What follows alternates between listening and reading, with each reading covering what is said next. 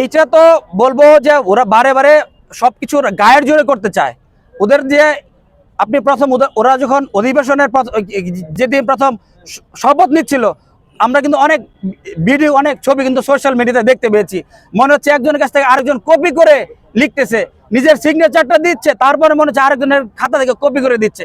এটা ওদের বয়সের অপরিপক্কতার কারণে হইতে পারে, এবং আগে যে মব জাস্টিস করেছে এগুলোর বই প্রকাশ হয়তো হইতে পারে। আর এই রাষ্ট্রপতির অধীনে তো ওনারা অতীতে যখন উপদেষ্টা হিসেবে শপথ গ্রহণ করেছিলেন, এই রাষ্ট্রপতির অধীনেই ওনারা শপথ গ্রহণ করেছিলেন।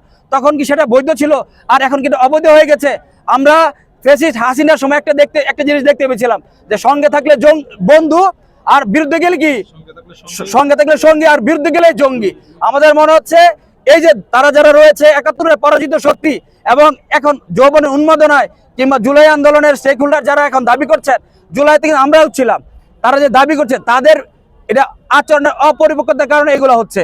আর সবকিছু ওনাদের পক্ষে গেলে সবকিছু ঠিক আছে, আর ওনাদের এগেনিস্টে গেলে সবকিছু বিএনপি নিয়ে যাচ্ছে, এটা কিন্তু ঠিক না। দেশের মানুষ কিন্তু সচেতন, দেশের মানুষ কিন্তু সবকিছু দেখছেন।